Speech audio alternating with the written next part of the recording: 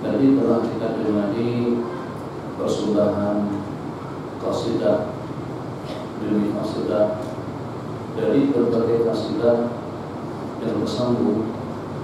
Sebelum hadis qasidah yang pertama disambung dengan qasidah kedua, ketiga, keempat, dan seterusnya. Tapi saya merasa qasidah tadi itu masih belum sah. Sebab hanya kita saja yang ikut bersalawat melantunkan. Jadi kita akan sekali lagi qasidah yang semua jemaah alam damai, danai alam, danau alam atau danai alam, tua muda besar kecil ikut juga mendambakan mahabbah lantunan qasidah dan salawatnya kepada baginda Rasulullah sallallahu alaihi wasallam. Ya Nabi salam alaika, ya Rasul salam alaika, ya Habib salam alaika, salawatullah alaika, ya Nabi salam alaika,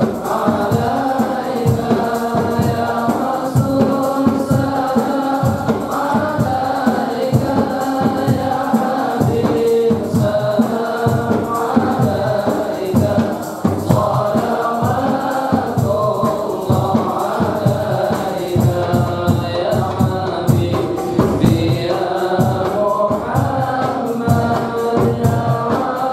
Muhammad ya Rasul qati'in ya Muayyan ya Mumajjad ya Imam al-Qiblataini, ya Nabi salam alaika, ya Rasul salam alaika, ya Habib salam alaika, salawatullah alaika, anta syamsul anta badrun anta nur fawqa nuri anta ilzimu wa qali anta misbahus suduri,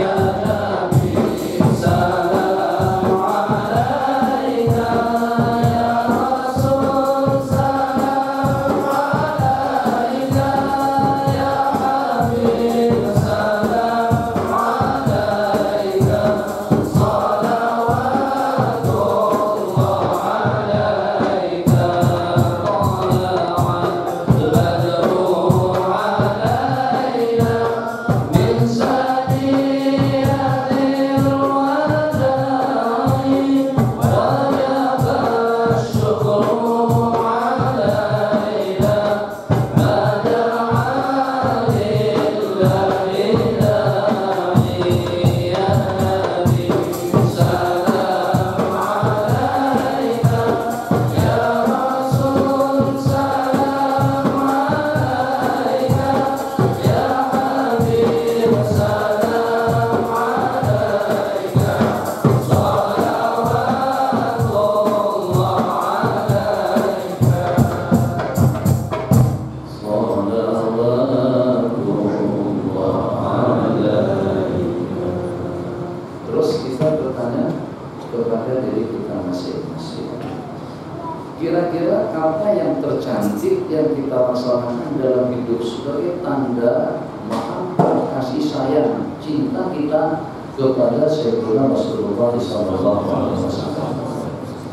Apakah kira-kira dengan sembahyangnya, dengan puasanya, dengan zikir dan tasbihnya, dengan tahmid dan takbirnya, atau juga dengan sedekahnya? Coba kita sebutkan yang mana satu memang yang tercantik daripada segala-galanya. Saya rasa sulit untuk kita tentukan, sebab memang tidak ada.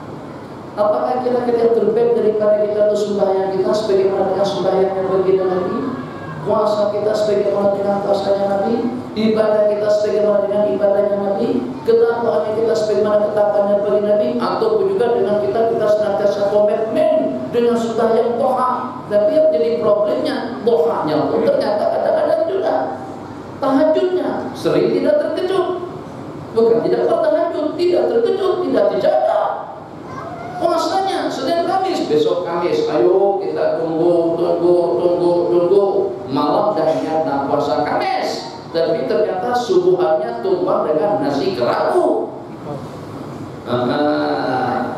Berarti dari beberapa yang kita sebutkan tadi itu ternyata tidak ada satu perkara sunnah yang mampu untuk kita banggakan dan untuk kita persembahkan kepada baginda Nabi. Aku dengan sembahyang duhamu, aku dengan sembahyang tahajudnya, aku dengan sedekahnya, aku dengan puasanya, aku dengan zikirnya. Jadi kalau dengan zikir misalnya, yang pada saat dengan kita berzikir, banyak mana kita berzikir yang kadang-kadang dengan zikir-zikir yang warid pun itu ternyata tidak cukup dengan jumlah dan hitungannya.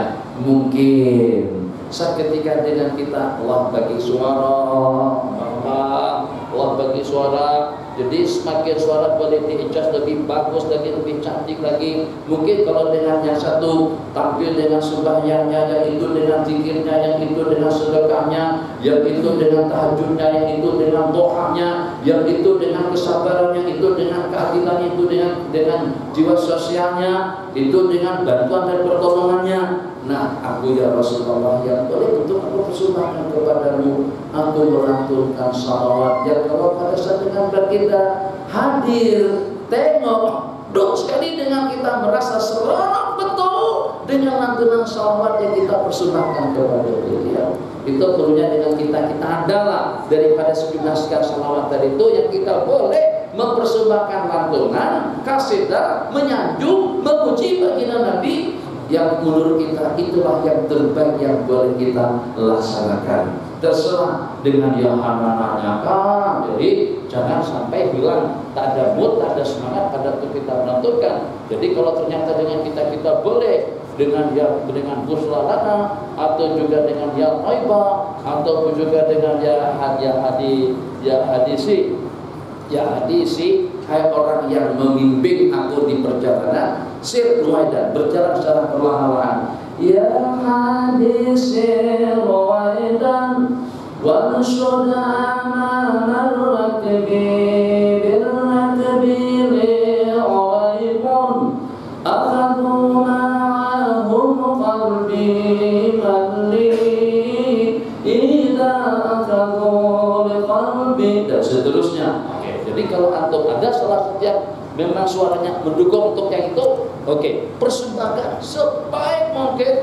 Kalau nanti kita kata, apa kira-kira yang awak boleh banggakan di hadapanku untuk sebagai tanda cinta dan mahabbahmu kepada agama, cinta dan mahabbahmu kepada sunnah, cinta dan mahabbahmu kepada masa depan Anda masing-masing. Tuhan, ya Rasulullah, apa yang Tuhan dapat banggakan di hadapan aku sebagai orang yang memperhatikan dengan sunnah-sunnahku. Jadi kata Tuhan, kalau duit tak banyak mana, kalau sedekah tak banyak mana, kalau tahajud memang tidak terkejut, kalau puasa lagi gestrik, kalau ini memang tak boleh. Tapi yang boleh saya banggakan di hadapan Rasulullah SAW, anak cucuku ya Rasulullah. Nabi kita tanya, berapa anak awak Tuhan?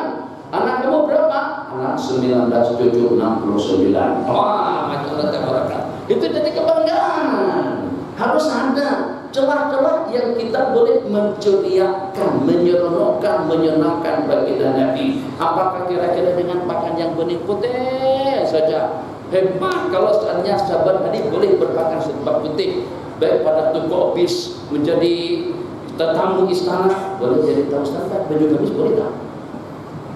Kalau masuk istana menghadap atau katakanlah pergi ke Putrajaya, sebagai Putrajaya pakai baju gamis boleh kan? Tapi kalau masuk office jumpa ke boleh? Boleh nih. Itu kalau kita sebagai Putrajaya, pakai baju jubah begini jauh panjang sedikit, apalagi dengan songkos yang macam itu bentuknya, itu mesti dikira pembangkang. Iya kan, betul. Terus pakai tie, pakai coat, pakai spek, pakai kasut kan. Jadi masalah orang kita tak kisah. Kemana saja kita pergi, tidak pernah lepas daripada pakaian seragam kita, daripada pakaian yang serba putih, daripada songkos sampai kepada kasut, paling tidak sampai kepada jubahnya. Kemana saja, sebab diantara daripada yang Nabi kita sukai, Nabi kita memakai qamis. Ahabbus siyabi ila Rasulillah sallallahu alaihi wasallam al-qamis, pakaian kesukaan daripada baginda. Jadi kita juga baju kainnya. Kalau tidak, karena kita memang kalau pakai dari itu masalah. Ada diantara daripada sahabat Nabi menyukai apa yang Nabi kita suka daripada sudut makanan. Nabi kita senantiasa selalu suka makan buah labu, maka sahabat Nabi kita juga menyukainya. Atau pakaian yang serba putih. Nabi kita bersabda dalam sebuah hadis, ilbasu min siyabikum bikum albid wa kafinu biha mautakum, pakailah daripada pakaian yang berwarna putih dan kafankanlah kepada orang-orang yang meninggal. Masya Allah, sahabat hari, kalau saya masih belum boleh lagi, kadang-kadang pada di Jumat pun yang walaupun saya cadangkan, saya sarankan orang-orang semuanya berpakaian serba putih, tapi kadang-kadang jubah putih tertinggal. Kadang-kadang jubah putih lagi kotor, kadang-kadang jubah putih sudah buruk, nak ganti cari juga kain, tapi tak ada kain yang cantik. Kalau kain yang ada corak-coraknya itu banyak yang cantik, tapi yang putih jarang-jarang yang cantik. Akhirnya kita akan punya jubah putih. Ala kulli hal, mungkin apa nanti dengan duduknya apa yang lebih kemas dan lebih cantik lagi, yang perlu jadi gelar. Tak tahu tak kenal duduknya. Duduk yang kemas pada duduk kita di masjid itu khasnya kita. Di mana saja kita ada orang tahu duduk khasnya kita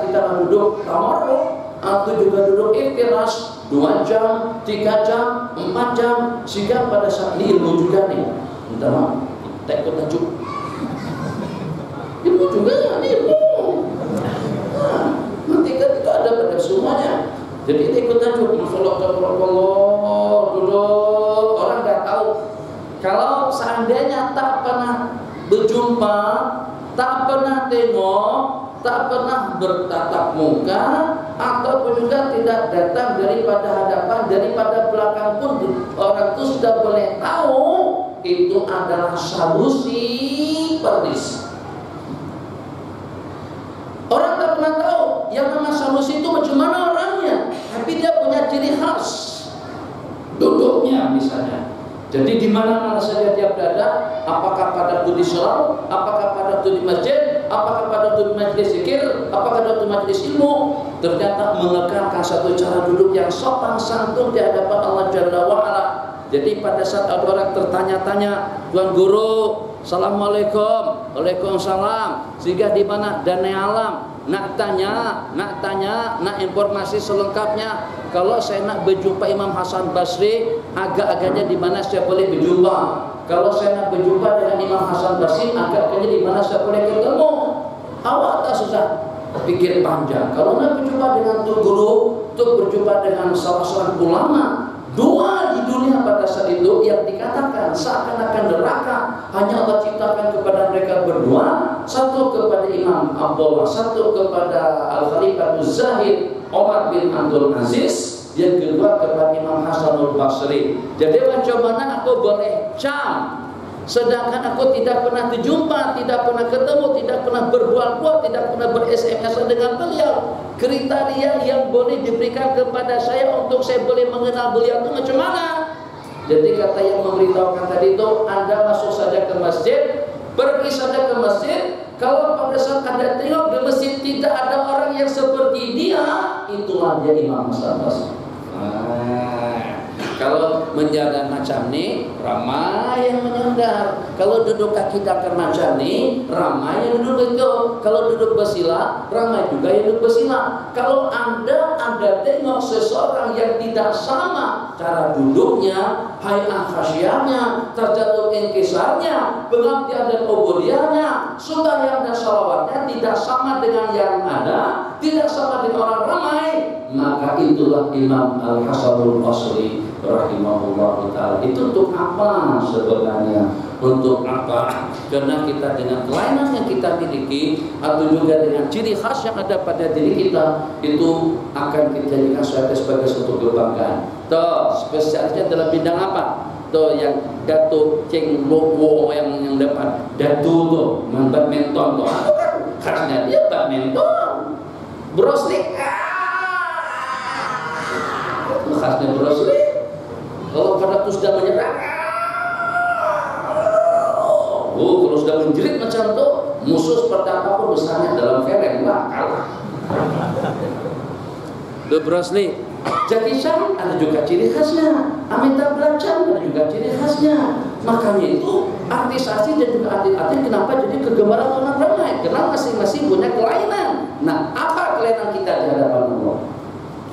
Apa kelainan yang boleh kita banggakan di hadapan Sayyidina Rasulullah SAW? Apakah kira-kira dengan waraknya? Apakah kira-kira dengan zuhudnya? Apakah kira-kira dengan tadadulnya? Apakah kira-kira dengan kebeningan dan ketenangannya? Apakah kira-kira dengan kesabaran dan ketabahannya? Harus ada satu kebaikan yang dengan kita boleh bergantung dan juga boleh menaruh harapan, yang mungkin dengan kebaikan tadi itu kita akan selamat. Jadi kepada kumpulan, kalau memang Allah sudah halah tujukan antum di situ, dambangkan lagu kesayangan Anda masing-masing. Masing-masing punya lagu kesayangan yang kalau pada saat Anda lantunkan, Anda boleh menangis dan boleh meneteskan air mata, yang walaupun kita tidak melihat, atau yang walaupun dengan baginda Nabi tidak hadir, tapi persembahan kita tadi itu seketika kita persembahkan sudah sampai ke Madinah, sudah didengar dan juga sudah dibaca dan juga sudah diamati oleh Sayyidina Rasulullah SAW. Jadi jangan dikira saja live dengan TV Hijrah atau dengan TV 3 atau dengan Prafula, dengan Estro dan sebagainya yang boleh disiarkan, ditonton secara langsung. Komunikasi Allah Jalla wa'ala lebih mampu untuk memperlihatkan persembahan yang kita letakkan di sini, yang pada saat ketika kita bersalawat, seketika kita lantunkan salawat tadi itu, baginda Nabi mendekat dengan nama kalian satu persatu secara lengkap, daripada alur jagus, daripada alur malai, daripada alur mengkodok, daripada alur apalagi alur-alur tuh daripada Bukit Belontong, daripada Jelonto, daripada Shah Alam, nama lengkapnya diperdengarkan dan diperkenalkan kepada Sayyidina Rasulullah SAW. Jadi yang pertama, daripada berbagai maklumat yang saya sebut tadi itu, dan juga dengan permulaan kita dengan rangkaian atau dengan beberapa rangkaian daripada ayat daripada surah Kahfi, pada seketika Nabiullah Musa meminta agar diperkenankan untuk menyertai Nabiullah Khidir alaihissalam. Ternyata Nabiullah Khidir menolak atas alasan kamu tidak akan mampu untuk sabar tambah bersama aku. Jadi kata Nabiullah Musa, berjanji aku akan sabar dan tabah, wala asilaka amra, dan aku tidak akan menyalahi perintah, senantiasa taat dan setia. Satu, ilmu ini baru saja lahir daripada Bogor. Insyaallah di mana-mana belum pernah disebut, bukan saja kitab yang mana, bukan tahadi, bukan mencabar, tapi saya belum pernah diungkapkan semacam itu. Ada tak keterangan daripada ulama yang menyatakan yang kalau pada saat dengan istri, yang kalau pada saat dengan suami tidak melayan keinginan daripada istri, ternyata dengan suami akan dilaknat oleh para malaikat sampai subuh.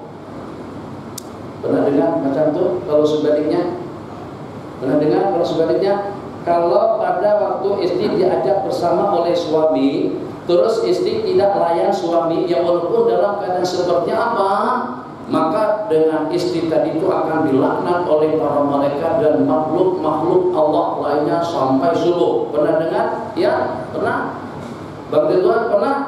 Tapi sebaliknya pernah ada riwayat. Adakah pendapat daripada ulama yang mengatakan ya kalau pada saat dengan istri ajak suami itu bersama? Nah, ini bukan passionnya antum, bukan dunianya antum. Antum belum lagi. Jadi antum tadi sudah untuk antum habis ada. Ini untuk yang tua-tua yang sudah berjago atas bawah ini. Jadi untuk yang sudah ada anak pas segala macam. Ada tak pendapat ulama mengatakan kalau suami tak layan kita balik daripada office atau tak ada kerjaan apa-apa nganggur saja. Tapi mungkin kita tak ada mood, tak ada semangat, tak ada keinginan, sehingga kita tidak boleh memenuhi keinginan daripada istri. Yang namanya nafsu, yang namanya naluri, yang namanya naluri seks itu dengan siapa saja kadang-kadang dia tidak tahu waktu, kadang-kadang dia tidak tahu tempat, kadang-kadang takut malam kah, tengah malam kah, subuh kah, seperti apa itu tidak dapat dipastikan. Dia mendatang kadang-kadang syarat tiba-tiba syarat tidak diikukan. Jadi itu bukan suatu hal yang mustahil. Benda itu menimpa juga kepada pasangan kita, kepada istri. Maka pada saat istri ajak suami untuk melakukan hubungan intim, terus dengan suami tidak layak, Allah kutukkan, malaikat laknat si suami tadi itu. Tidak ada pendapat dan mengatakan macam itu. Apa alasannya? Apa hikmahnya? Sebab kalau dengan perempuan yang macam mana pun, dalam keadaan seperti apapun akan boleh melayan. Beda hanya kalau dengan laki-laki. Karena saat ketika laki-laki itu lagi sedang tidur, dia juga lagi sedang tidur. Bagaimana? Kalau kita dilaknat oleh Allah, terus kita sih. Sebab kenapa? Sebab ada unsur lain yang menentukan akan berlangsungnya hubungan tadi itu. Beda hanya kalau dengan perempuan. Perempuan tidur senyap apapun tidurnya, kalau sebenarnya lagi sedang tidur dan lagi sedang tidak sadar pun masih boleh bagi dengan suami melakukan hubungan dengan pasangannya. Tapi tidak demikian sebaliknya. Paham kan? Tidak demikian sebaliknya. Kalau istri nak, suami tak boleh macam mana? Nah, baru kemana? Suami mati macam misalnya suami harus mengonsumsi tongkat ali dulu. Tongkat alinya apa? Mau bagaimana? Paham gak bang?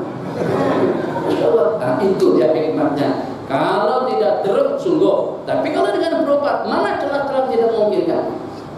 Sebab karena perbedaan antara laki-laki dengan perempuan, walaysa dzakaru kal unsa, laki-laki yang paling memainkan peranan, makanya disebutkan di dalam kitab-kitab bagi bahasa Arabnya disebut dengan dohol, disebut dengan mautu'ah, digauli, disetubuhi. Yang disetujui itu adalah pasangan atau istri, bukan sebaliknya. Jadi daripada suami, kalau pada saat ada rapat juga ada keinginan kapan-kapan waktu bila-bila masa pun dengan istrinya boleh melayannya. Tapi tidak demikian hanya suami tidak boleh melayan istri sepanjang 24 jam.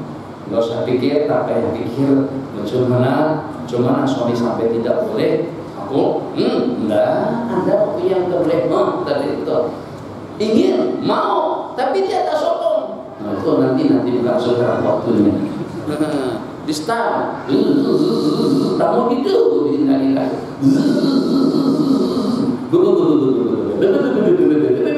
hak perempuan tapi ada start macam itu hidup terus menerus. Kalau dia hikmah itu ada dalam kitab, ada dengan saya. Lama saya pikirkan, sebab saya pernah ditanya, saya tak dijawab. Baru dalam sebulan yang lepas dapat jawabannya daripada masa pengajian.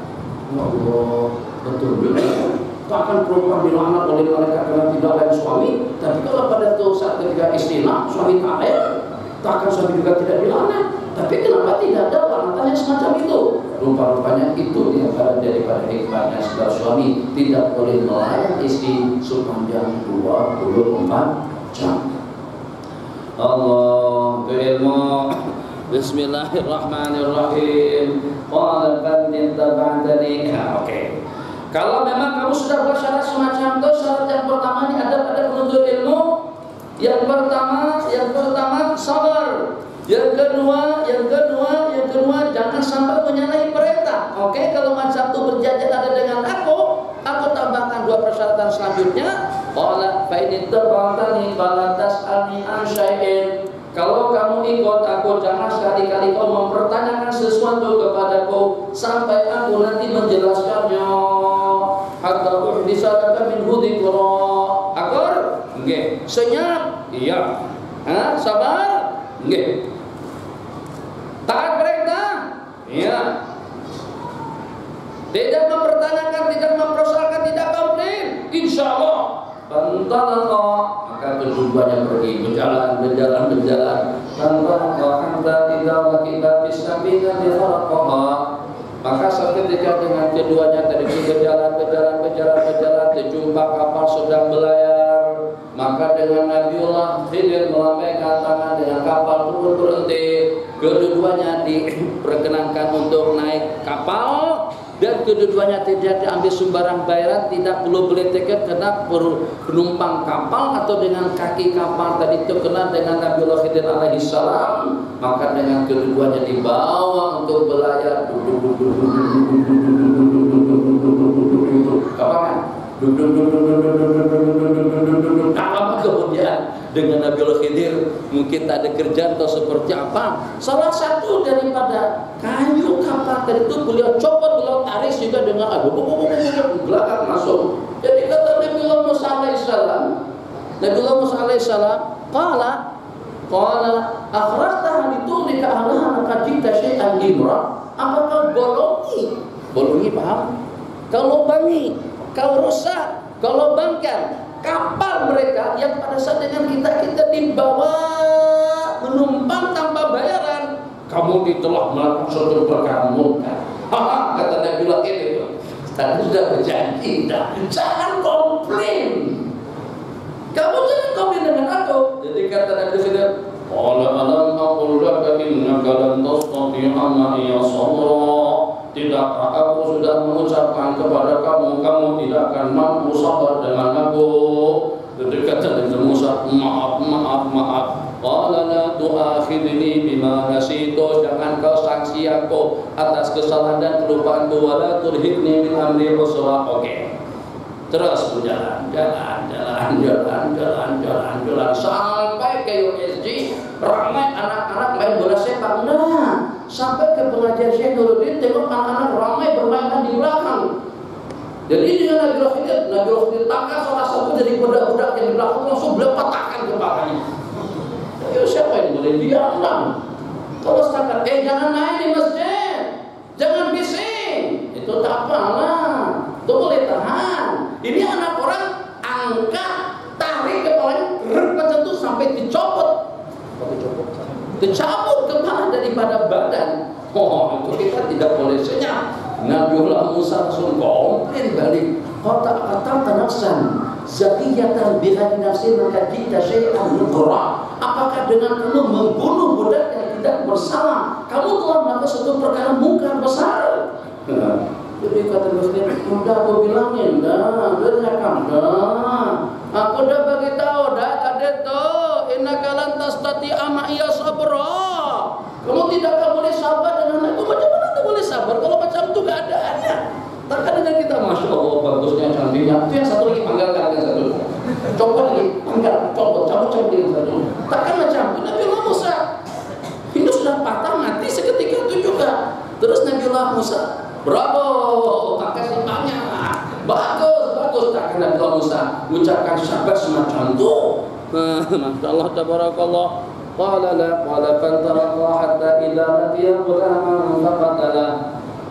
Qala aqtalta nafsan zakiyatan bighairi nafsin laqad jita syai'an nukra. Qala alam aqul laka innaka lan tastati'a ma'iya sabra. Jadi kata Nabi Musa berjanji, oke, aku dah katakan kamu tidak akan mampu sabar dengan aku.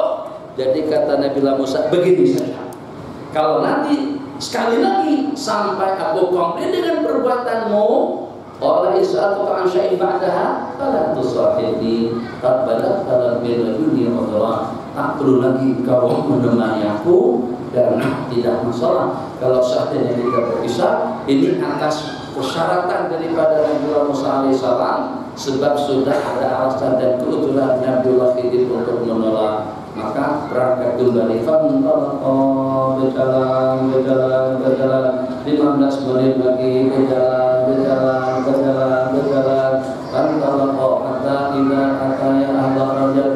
ama ahlaha, berjalan sampai ke kawasan USG, sampai ke kawasan wilayah persekutuan. Tengok mesin wilayah masih belum selesai. Akhirnya Nabi Lot itu singkat bado, ambil kapak, betulkan, tuh dengan puing-puing, dengan tembok-tembok dan juga dengan tiang-tiang yang belum selesai. Jadi kata Nabi Musa, tadi kita sudah di kampung situ, kita minta makan, kita minta jamuan sama mereka, mereka tak jamu kita. Kita minta jamuan sama warga kampung itu, ternyata mereka tidak mau bantu kita. Fatalaqa hatta idza ataya ahla qaryatin ama ahlaha. Pada itu mereka berjalan sehingga sampai ke sebuah kampung dan mereka minta jamuan, tapi mereka enggan untuk memberikan jamuan kepada kita. Tahu-taunya pada saat kita temukan ada tembok mereka yang nak terjatuh, ada tembok mereka yang nak runtuh, dibetulkan. Tidak sebaiknya dengan kita minta upah saja dengan mereka. Kata dia ini yang terakhir. Susah sih. Nah itu, tapi kita tidak boleh guna ilmu yang semacam ini. Qala qawjada fiha jidaran yuridu an yanqadda fa aqama. Mereka pun menemukan satu tembok yang nanti jatuh, yang nak runtuh, perlu dibetulkan oleh Nabiullah Khidir dengan bantuan Nabiullah Musa. Jadi kata Nabiullah Musa, qala law syi'ta lattakhadta 'alaihi ajra. Seandainya engkau baginda mau, mungkin saja dengan kita meminta upah dengan mereka. Jadi kata Nabi Khidir, ada kiramu baini wa baini. Ini adalah masa untuk kita berpisah. Seudang diuka kita bini malam tastatir alaihi sabra. Aku akan jelaskan perkara-perkara yang membuat Anda tidak boleh sabar. Cerita kelanjutannya secara ringkasnya, yang Nabiullah Musa rusak tadi itu ternyata terdapat raja yang akan merampas, merompak, mengambil kapal-kapalnya elok dan cantik. Maka dengan tujuan supaya kapal tadi itu kelihatan cacat dan diperbaiki, maka kapal mereka itu akan terbebas daripada perompakan dan perampasan.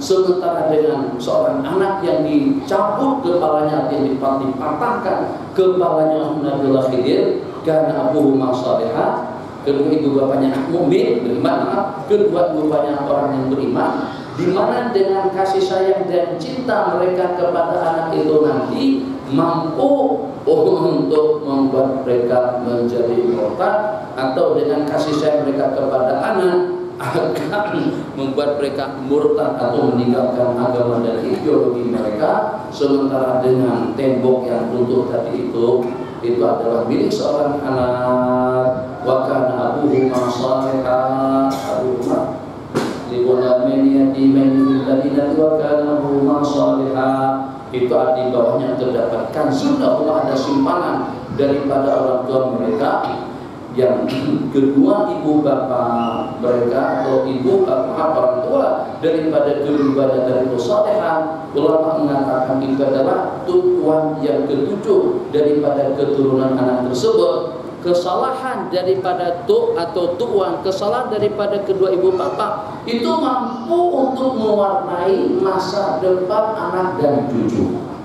yang sehingga dibetulkan dan diamankan oleh Nabiullah Khidir alaihissalam, karena baginda itu adalah pusaka dan simpanan yang diwariskan oleh orang tua mereka.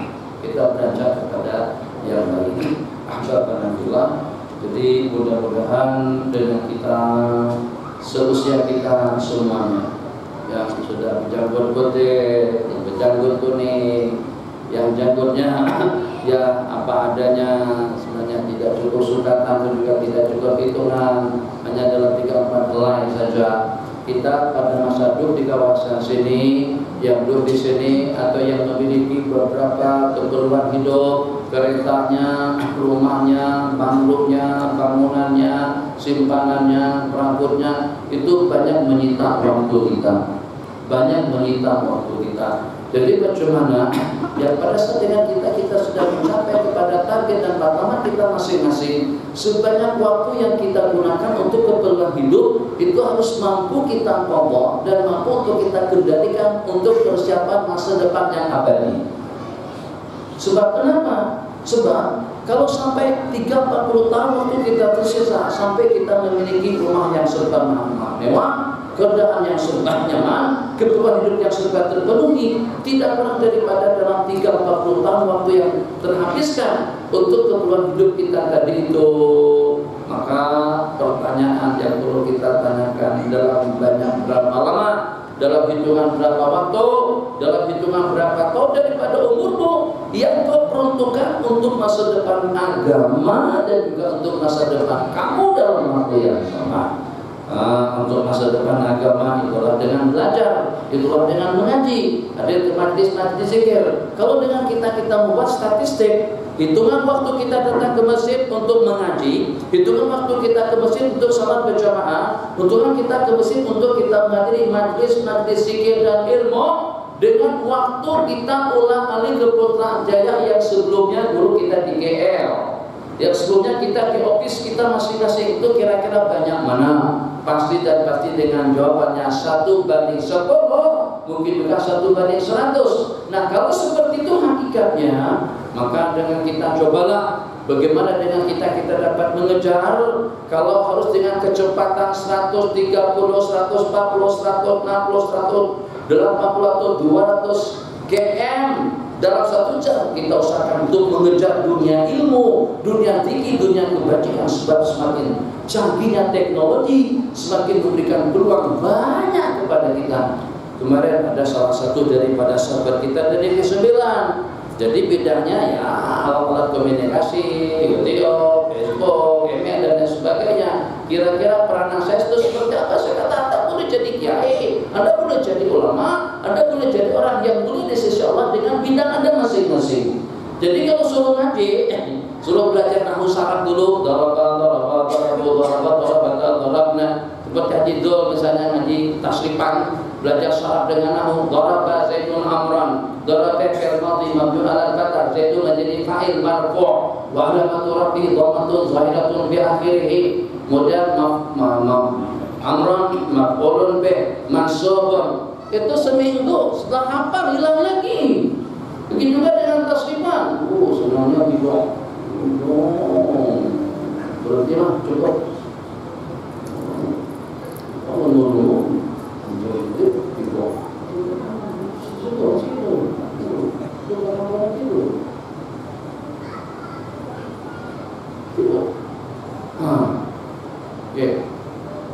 Silakan yang ada sekarang soal. Satu untuk dananya.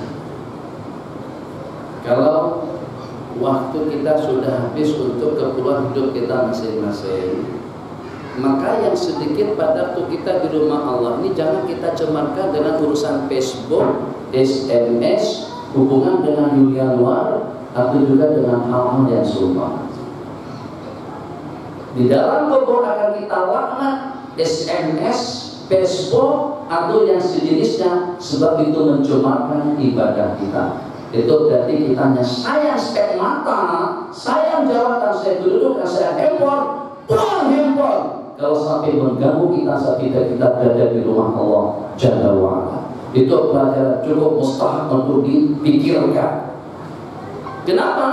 Sebab tidak sepanjang waktu kita di rumah Allah, tidak sepanjang waktu kita dengan sembahyang, tidak sepanjang waktu kita dengan ibadah, tidak sepanjang waktu kita dengan zikir, takkan dengan kita tidak pandai berpikir. Yang sedikit waktu kita tadi itu kita cemarkan dengan urusan-urusan duniawi. Bukan tidak boleh, tapi ini sesaat waktu kita untuk memberikan hati dan juga menenangkan perasaan. Tak nak dengan urusan komunikasi, SMS masuk, dibalas. Semuanya punya handphone, besar kecil, canggih tak canggih, semuanya punya urusan. Tapi tak bolehkah sesaat waktu kita 1 jam setengah di rumah Allah kelihatan tampil hormat di hadapan para malaikat, tidak disibukkan dengan urusan komunikasi dan juga tidak disibukkan dengan urusan dunia. Sejak daripada pagi tadi itu, zuhur di mana berjamaah zuhurnya, asar di mana berjamaah asarnya, maghrib itu kita terlambat datang. Ternyata maghrib ketinggalan jamaahnya, zuhur tidak berjamaah, asar tertidur, masuk ke masjid, handphone, main handphone lagi, Facebook lagi, SMS lagi. Itu kesian diri. Paham Bang ya? Nah, kesian diri kita. Jadi kalau kita katakan wajib handphone ditinggalkan dalam kereta, tidak salah. Kalau kita tidak boleh menahan keinginan. Yang paling problem sekali, baru saja selepas sembahyang handphone kita tengok dan kita lihat apa kira-kira yang masuk. Sampai ke tahap itu kan sampai menyita peluang kita untuk kita berkomunikasi dan juga untuk kita berbual-bual, berpikir, mengingat Allah Subhanahu wa Ta'ala. Mungkin tadi belum jelas dengan bahasanya, tapi dengan bahasa yang kelihatan jelas tadi itu baru kita paham. Ini seperti ini nih, terjemahkan lembaran kita. Kelihatan? Lihat. Seperti ini nih.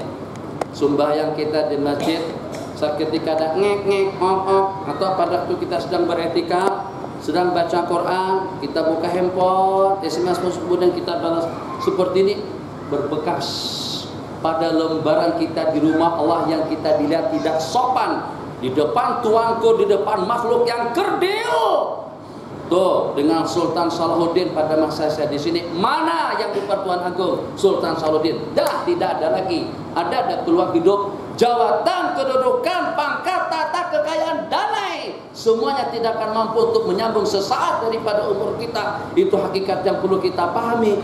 Takkan kalau pada saat itu hakikatnya dengan kita tidak boleh menahan diri, mengiktikafkan diri, memberikan diri. Sesaat saja kita di rumah Allah, duduk secara sopan, duduk secara khasyah, duduk secara tadallul. Yang ramainya penduduk-penduduk di kawasan sini, tapi ternyata mereka tidak mendapatkan kehormatan untuk dijemput Allah datang ke surau, dijemput Allah untuk datang ke masjid, dijemput Allah untuk melaksanakan ibadah tepat pada waktunya.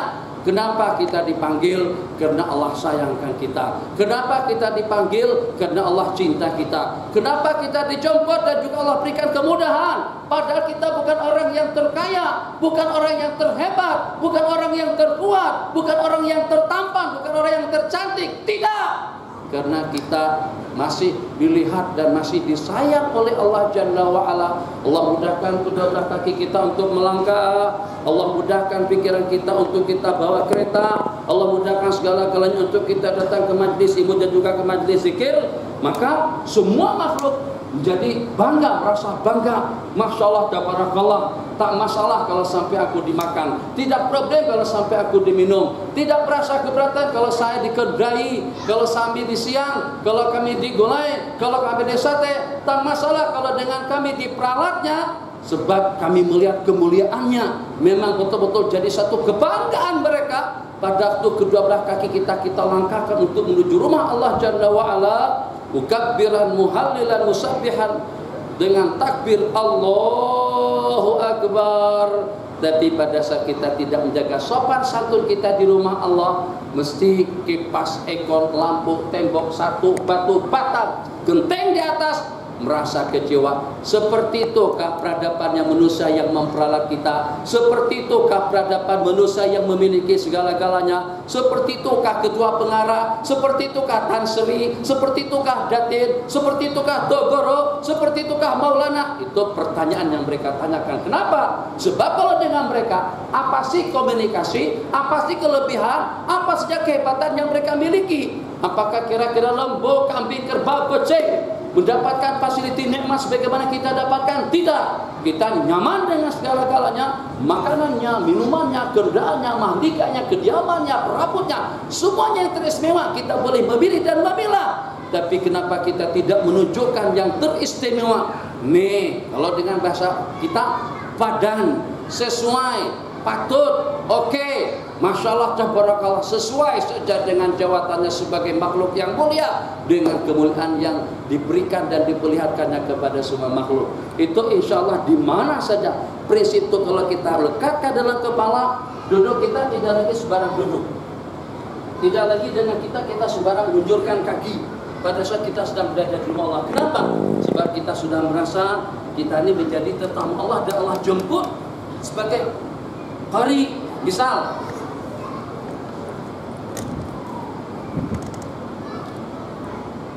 ada tak pada saat mengambil, kemarin saya tengok, saya dah nak balik daripada Kota Baru, daripada Sri Muhammad dah balik ke rumah.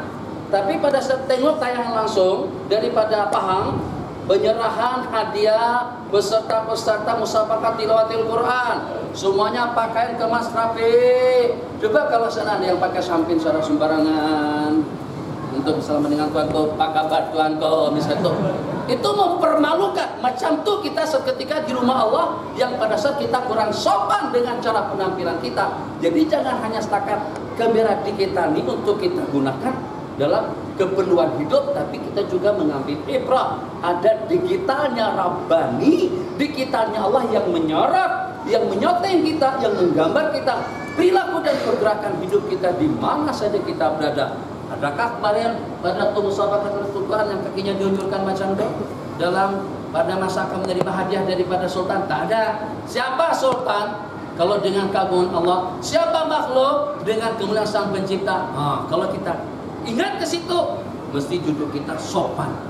Kenapa? Karena kita sedang bukan di istana, kita sedang berada di rumah Allah, kita sedang berada di majelis zikir, kita sedang berada di majelis ilmu, kita sedang bersama para malaikat, kita bersama kumpulan yang semuanya ini dipilih oleh Allah untuk menjadi tetamu kehormatan yang akan menjadi kebanggaan kita nanti pada hari kiamat. Kumpulan yang kita berharap dengan kumpulan tersebut kita akan dibagi bersama mereka nanti pada hari kiamat.